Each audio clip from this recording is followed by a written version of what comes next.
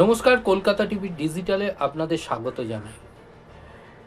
নারায়ণ দেবনাথের সৃষ্ট হাঁদাভোঁদা, এই হাঁদাভোঁদা এখন আদালতের আঙিনায়, নিম্ন আদালত ছাড়িয়ে কলকাতা হাইকোর্টে পৌঁছে গেছে হাঁদাভোঁদা। মূলত নারায়ণ দেবনাথের সৃষ্ট এই হাঁদাভোঁদার পাবলিশার্সের সঙ্গে তার পরিবারের মামলা এখন বিচারাধীন অবস্থায় যে ছিল তা কিন্তু নিম্ন আদালতে বিচারের জন্য রইল কলকাতা হাইকোর্টের নির্দেশের পর।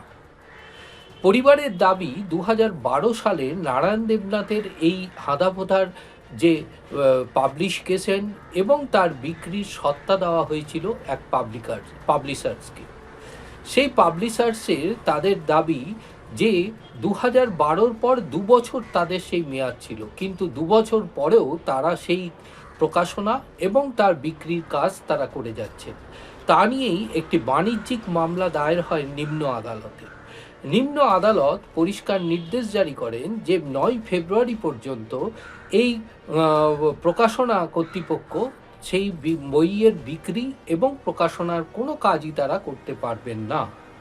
যে রায়কেই চ্যালেঞ্জ জানিয়ে কলকাতা হাইকোর্টের দ্বারস্থ হয় ওই প্রকাশনা সংস্থা। মূলত বর্তমানে শুরু হয়ে গেছে কলকাতা বইমেলা। কলকাতা বইমেলায় এই হাঁদাভোঁদা বইয়ের একটি নির্দিষ্ট পাঠক এবং চাহিদা রয়েছে। তার প্রেক্ষিতেই ওই সংস্থা কলকাতা হাইকোর্টের দ্বারস্থ হন, কিন্তু কলকাতা হাইকোর্টই নিম্ন আদালতের রায় বহাল রাখে। অর্থাৎ ফেব্রুয়ারি মাস পর্যন্ত এ বিষয়ে আদালতের বিচারাধীন থাকা বিষয় ওই প্রকাশনা কর্তৃপক্ষ এ বিষয়ে কোনো পদক্ষেপ গ্রহণ করতে পারবে না বা সেই বই বিক্রি করতে পারবে না। কলকাতা হাইকোর্টের এই নির্দেশের পর ওই প্রকাশনা কর্তৃপক্ষের ওপর যে স্থগিতাদেশ তা কিন্তু বহাল রইল, অর্থাৎ নিম্ন আদালতের রায় বহাল রইল। এই মুহূর্তে ওই প্রকাশনা কর্তৃপক্ষ কোনো আদালতের পারমিশন ছাড়া ওই বই প্রকাশ এবং বিক্রয় করতে পারবে না।